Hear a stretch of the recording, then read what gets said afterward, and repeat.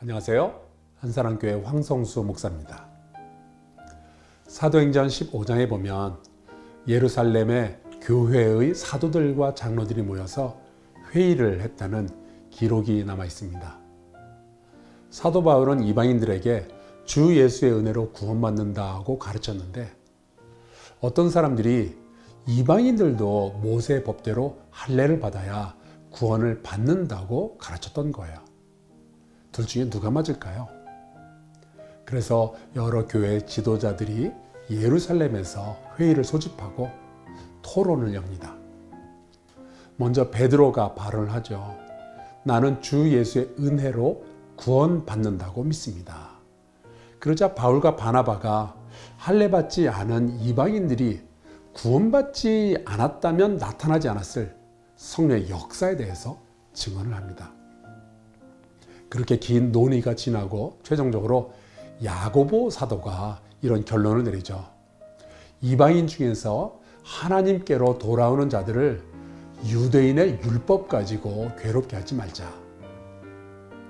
이 회의의 결론 덕분에 바울과 바나바는 율법의 무거운 짐이 아니라 자유케 하는 복음을 더 열심히 증거할 수 있게 된 것입니다. 하나님은 그렇게 교회 지도자들의 회의를 통해서 선교의 방향을 시대마다 보여주셨습니다.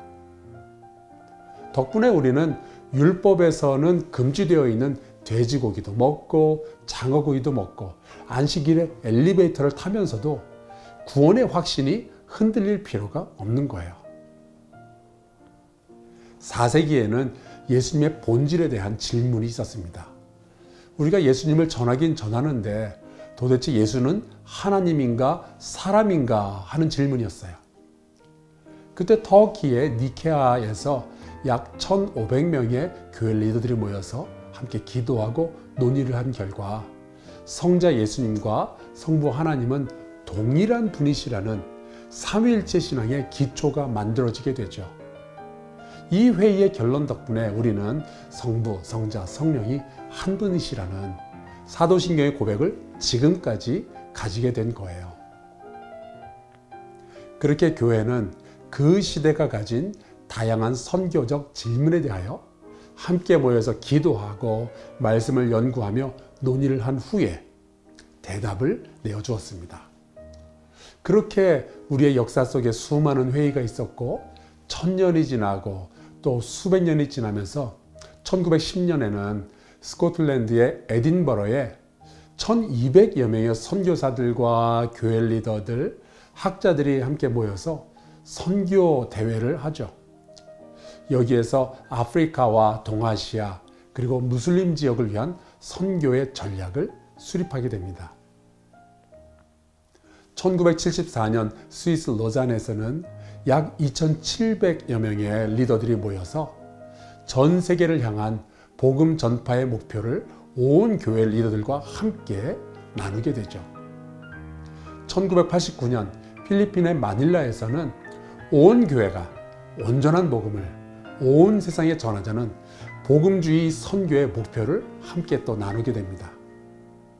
그리고 2010년 남아공의 케이프타운에서는 198개국에서 온 4200명의 리더들이 모여서 교회의 사회 참여에 대한 중요성을 확립하게 되죠. 그리고 이제 2024년 9월 내년입니다. 송도에서 전 세계 200여 개국에서 약 5,000명의 선교사들과 목사들, 학자들과 비즈니스맨들이 모여서 다시 한번 이 시대가 우리에게 던지는 긴급한 질문들을 놓고 함께 기도하며 회의를 하게 됩니다. 살아있는 하나님의 말씀은 우리의 시대에 무엇이라 말씀하시는지, 그리고 믿음의 형제와 자매들은 어떤 고백을 하는지를 같이 돌아보면서 성령의 인도하심을 우리가 함께 받는 거예요. 그리고 이 회의를 통하여 우리는 앞으로 수십 년 혹은 수백 년 이상 주님께서 이 땅에 재림하실 때까지 영향을 끼칠 만한 선교적 전략을 수립하게 됩니다. 우리 앞에 놓여져 있는 긴급한 질문들과 우리가 내어놓아야 할 선교적 대답들의 크기에 비해서 우리는 너무 작은 존재들이죠. 역사의 흐름 앞에서 한국 교회가 져야 할 짐은 너무 무거운데 우리의 능력은 너무 보잘것없죠. 그래서 기도해야 합니다. 사람이 아니라 하나님께서 이 회의를 주관하시고 하나님의 말씀이 이 시대에 던져지는 모든 질문들에 대한 대답이 되게 해달라고 기도해야 됩니다. 지난 2000년 동안 교회 선교를 이끄셨던 하나님의 인도하심을 기대하면서 함께 기도해 주시기를 간절히 부탁드립니다.